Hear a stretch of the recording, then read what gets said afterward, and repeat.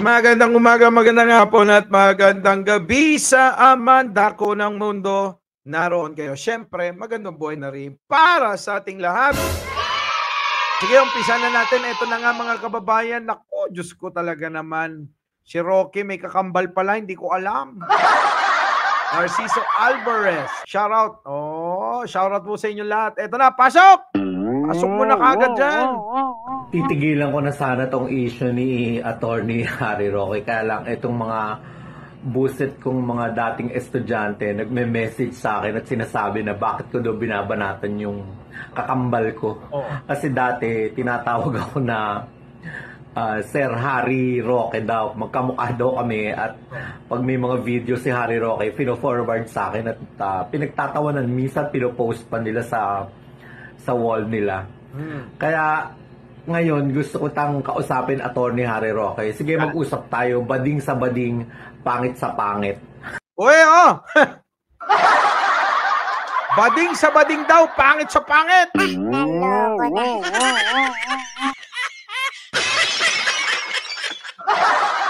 Talaga ba? Grabe, talagang amoy na amoy ni Kambal!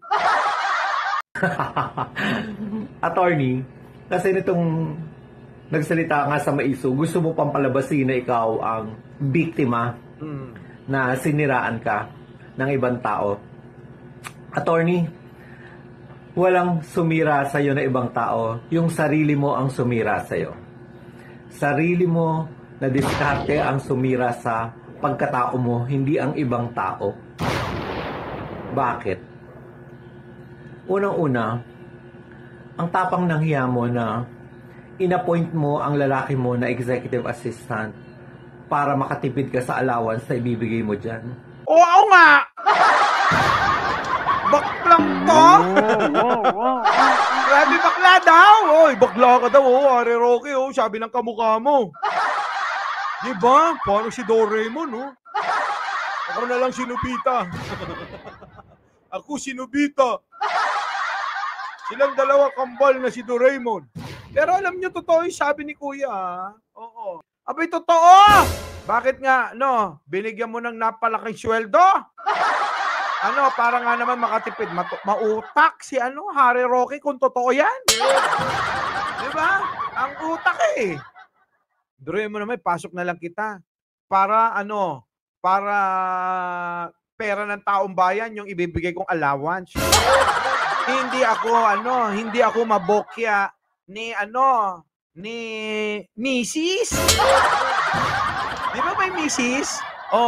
Para nga naman hindi mabokya. Bakit saan ka kumukuha ng pinambibigay mo yan? Di ba? Pasok mo ko, boss. Jomar Lumor, Tina Sales, Berto, Tina B. Pinasagot sa taong bayan, allowance ng papa niya. Sakit ko naman magsalita. Rocky, mahilig pala sa pogi. Siyempre, di ba? Oo. Nasa gobyerno ka na dapat, kabugin mo lahat yung mga badiday dyan. Alam niyo, sa totoo lang, hindi lang naman si Rocky ang badiday dyan. Napakarami nila. Nagpapanggap ng mga macho. Nagpapanggap ng mga siga. Pero sa totoong buhay, ay nako! Grabe! Grabe talaga kung, ay nako! Ako tontuwa ako dito kay Kuya. Amoy na amoy mo? Talaga? Kasi alam nyo yung mga bakla sa bakla, alam nila yan. Buka pa lang ng bibig, alam na alam nila. Bakit? Sukat na sukat nila Kung gaano kalaki yung pumapasok sa bunganga. Ginawan mo ng appointment, sumweldo siya bilang executive assistant 3 pala.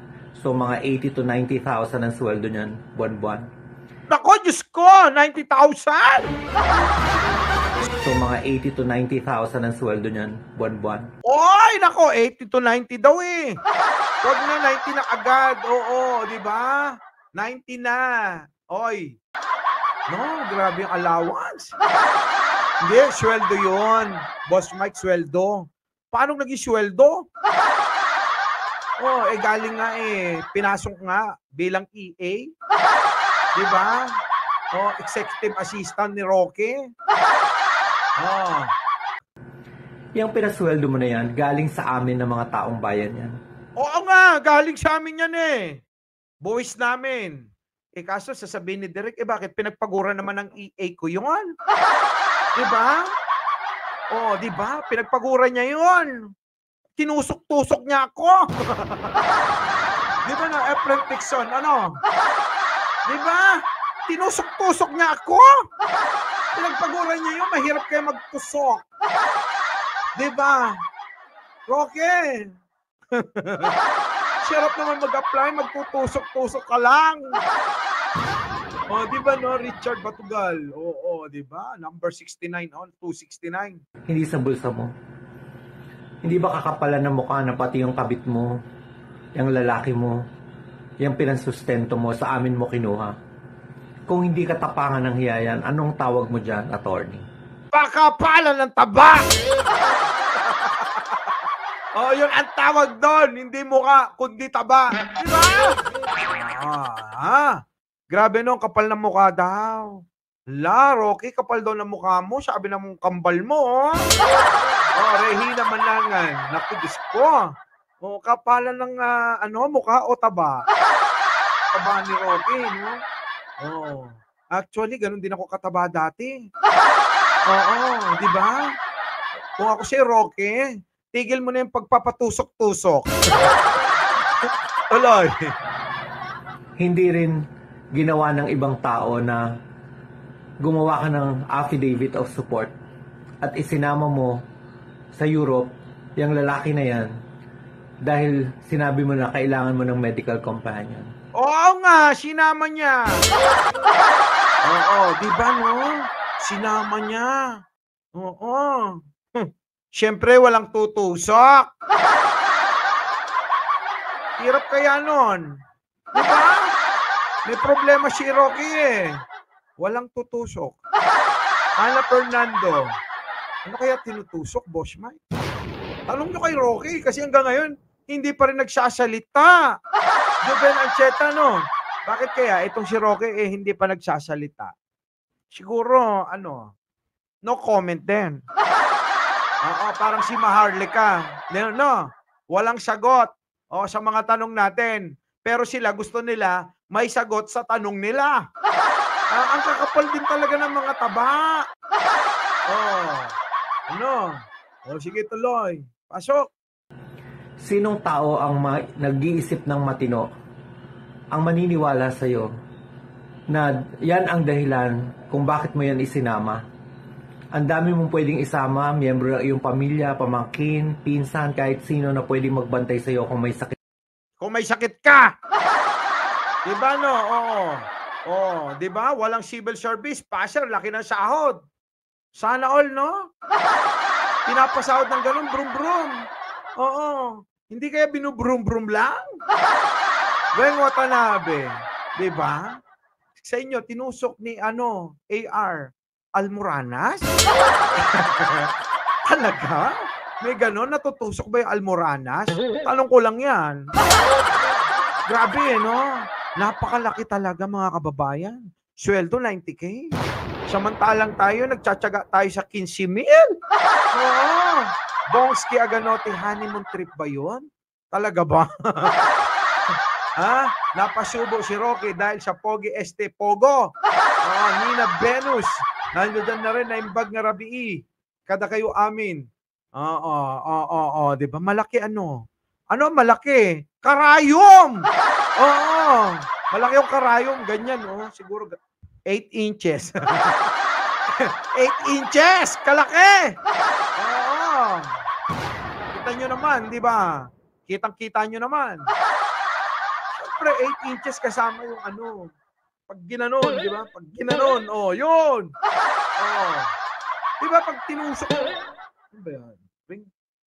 Ganun ba yun? Ganun, di ba? Yun!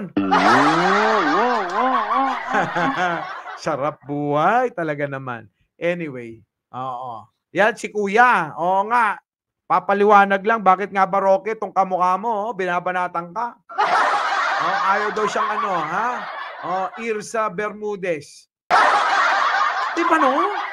Grabe talaga. Grabe si Roque. Ito nga si Roque. Excite ang ating mga kababayan na magkaroon ng 3 Duterte. Pag nakita nyo si, si Roque, no?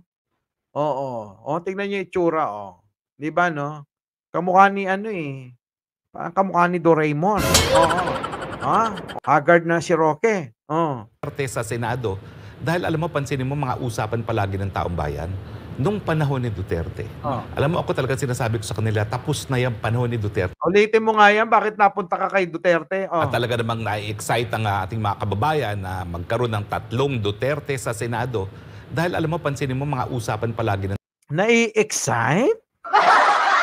Parang ikaw lang yung nai-excite? Ha? Para magkaroon uli ng EA? No, nai-excite. Hindi kami nai-excite.